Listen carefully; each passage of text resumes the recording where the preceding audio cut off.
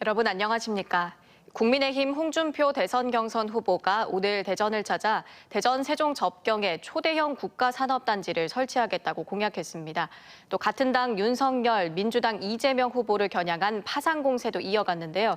특히 경선에서 진 민주당 이낙연 전 후보 측 인사가 홍 후보 진영에 합류해 눈길을 끌었습니다. 강진원 기자입니다. 선거대책위원회 임명장을 주기 위해 대전을 찾은 국민의힘 홍준표 후보. 경선에서 탈락한 최재형 전 감사원장이 자신의 진영에 합류한 데 대해 한껏 고무된 표정이었습니다. 이어 민주당 이재명 후보의 대장동 의혹, 같은 당 윤석열 후보의 장모 부인의 각종 비리 연루 의혹을 거론하며 도덕성이 선택 기준이 돼야 한다고 강조했습니다. 이재명 그 후보가 싸움을 참 잘하죠. 저는 이재명보다 싸움을 더 잘하거든요. 저는 뭐 장모 비리도 없고 각시 비리도 없고 제 본인 비리도 없습니다. 홍 후보는 대전 세종을 아우르는 초대형 국가산업단지 조성을 공약했습니다. 대전 유성구 구직에서 세종시 부강면 사이에 국가산단을 조성해 국내 굴지의 전자기업들을 입주시키고 일자리 창출 등 지역 경제를 활성화하겠다고 약속했습니다. 1000만 평까지 가능한 대단지를 만들어서 대전, 충청, 세종 지역에 앞으로 100년 동안 미래 먹거리 산업들을 마련하도록. 또 역대 선거에서 충청의 선택은 대한민국의 선택이었다며 충청 민심을 높게 평가했습니다. 홍 후보는 김문영 대전 유성구을 당협위원장 등 3명을 대전 공동선거대책위원장으로 임명하는 등 대전 세종 선대위 임명장을 수여했습니다. 한편 경선에서 진 민주당 이낙연 전 후보의 대전 선거대책위원장을 지낸 고재평 씨가 홍 후보 진영의 상임 고문으로 합류해 이낙연 측 인사의 민주당 이탈이 시작된 게 아니냐는 관측도 나오고 있습니다. TJB 강진원입니다. 어제 오후 3시쯤 보령시 삽시도 인근 해상에서 예인 작업 중이던 예인선이 전복되고 부선이 좌초하는 사고로 부선에 타고 있던 1명이 실종됐습니다. 또 예인선에 타고 있던 2명은 해경에 의해 구조됐으나 이 가운데 1명은 의식이 없는 상태입니다. 보령해경은 승선원을 찾기 위해 이틀째 7척의 경비함정과 항공기를 동원하고 있지만 사고 해역의 파도가 워낙 높아서 수색에 어려움을 겪고 있습니다. 어젯밤 11시쯤 태안군 원북면 신두리 오토캠핑장에서 휴대용 부탄가스 난로가 폭발해 39살 김모 씨와 김 씨의 7살과 4살 아들 2명이 손과 발, 얼굴 등에 화상을 입고 인근 병원으로 옮겨졌습니다. 또 난로가 폭발한 이후 인근에 있던 야영객이 소화기를 이용해 곧바로 불을 껐고 경찰과 소방당국은 자세한 사고 경위를 조사 중입니다. 코로나19 장기화에 따른 거리두기로 로봇의 활동 범위가 늘어나면서 관련 기술도 빠르게 진화하고 있는데요. 국내 연구진이 문어다리에 빨판을 본떠 일상생활 속에서 다양한 작업을 할 수 있는 만능 로봇손을 개발했습니다. 김진호 기자입니다. 사다리꼴 각기둥 모양의 로봇손이 가스 버너에 후라이팬을 올려놓고 불을 붙입니다. 가열된 팬 위에서 호떡을 앞뒤로 뒤집어 굽고 식판에 올려놓으면 간단한 상차림이 마무리됩니다. 종이를 펼친 뒤 먹물을 붓고 붓을 들어 글씨를 써내려가는 동작에도 거침이 없습니다. 크기와 형태를 가리지 않고 물체를 안정적으로 잡아 작업을 수행할 수 있는 흡착형 만능 로봇손입니다.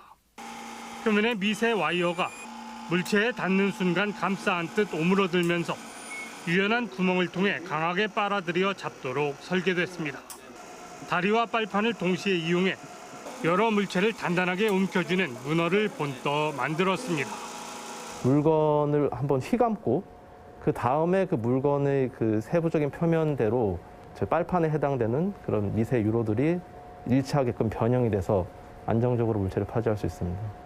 일상생활 속에 정해진 작업은 물론 백신 접종처럼 바이알이나 주사기를 다뤄야 하는 정교하고 복잡한 동작도 가능합니다.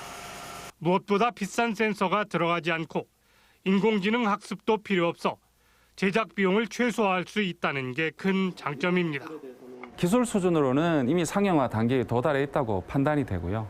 내구성에 관련된 데이터들을 이제 저희가 모으고 그래서 그 자료를 시장에 공급할 수 있을 정도가 되면 바로 상용화 될 것으로 그렇게 판단하고 있습니다.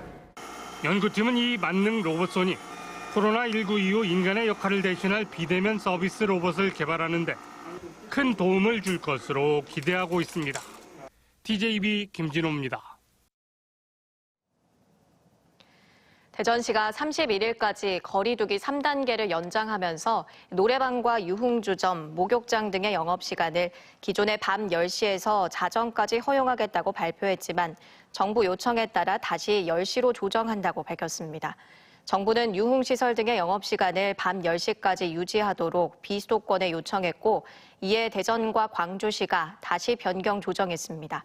대전에선 하루 발생 확진자가 지난 13일 이후 10명 안팎에 그쳐 소강 상태를 보이고 있습니다. 지난 13일 6명을 비롯해 14일 12명, 15일 9명, 어제는 8명이었고 오늘은 5명입니다. 충남도 32명으로 어제에 비해 12명 줄었습니다. 코로나19 백신 접종 완료자에게 추가로 접종하는 부스터샷이 코로나 치료병원 의료진을 대상으로 지난 10일부터 시작됐죠. 건강한 사람에게도 부스터샷이 필요한지는 불분명하지만 항체가 덜 형성된 면역 저하자에게는 부스터샷 접종이 효과적이라고 하는데요. 어떤 이유 때문인지 정진규 객원의학 전문 기자가 알려드립니다. 지난 12일부터 코로나19 치료병원 의료진들을 시작으로 부스터샷, 즉 추가 백신 접종이 시작됐습니다. 1, 2차 접종 후 6개월이 지난 국내 의료 인력 4만 5천 명이 대상으로 저도 지난 13일 부스터샷 접종을 마쳤습니다. 25일부터는 접종 완료 6개월이 지난 60세 이상 고령층과 요양시설 이용자와 종사자 등을 대상으로 부스터샷 접종이 시행됩니다.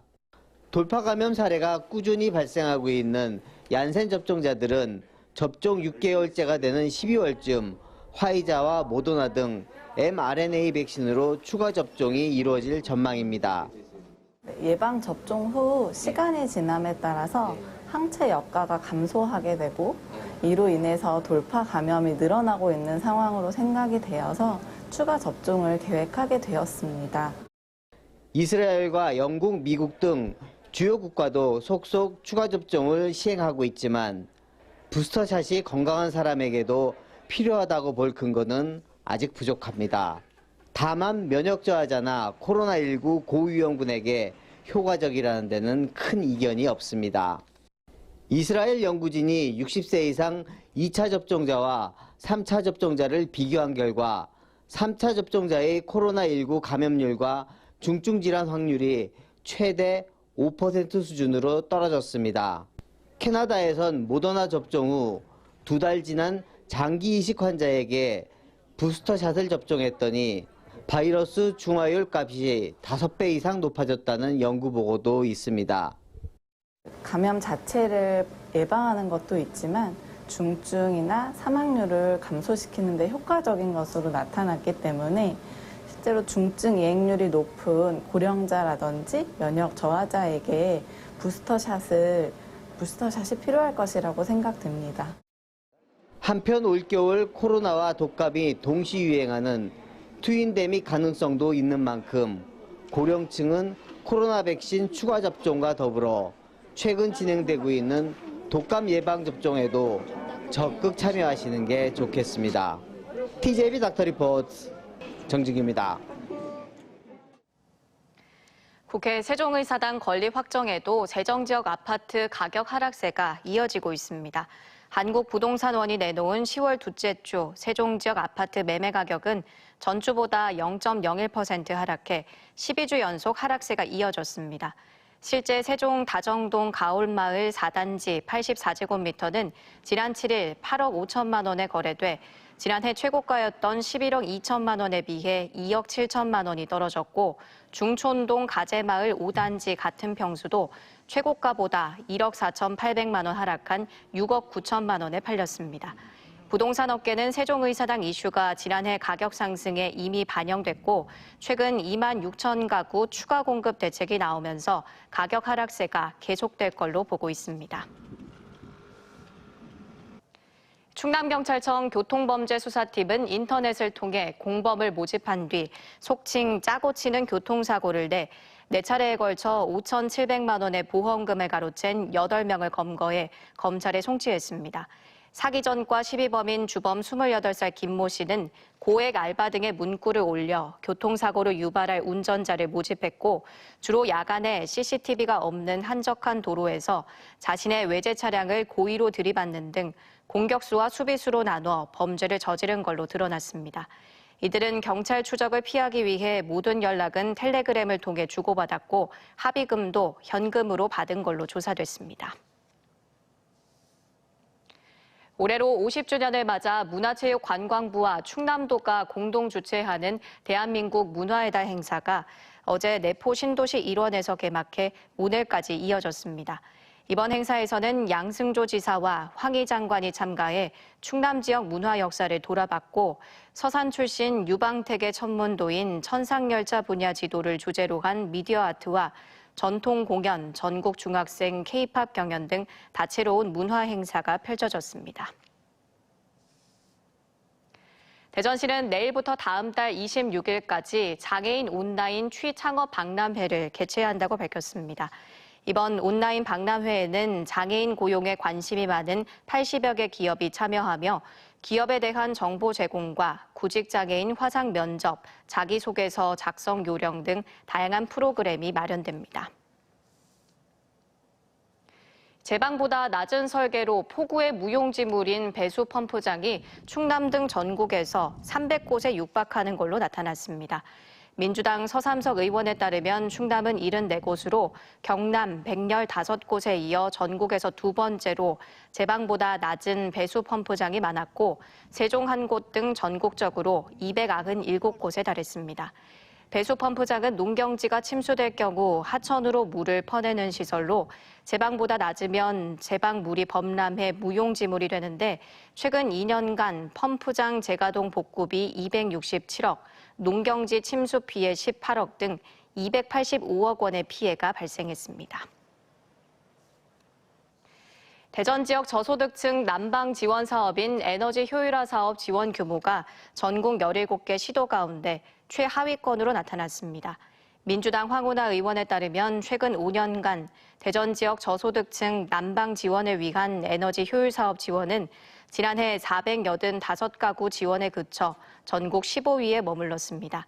이 사업은 각 지자체의 저소득층 대상 홍보 역량에 따라 지역별 편차가 큰 것으로 파악돼서 대전시가 저소득층 에너지 복지에 관심을 기울여야 한다는 지적입니다.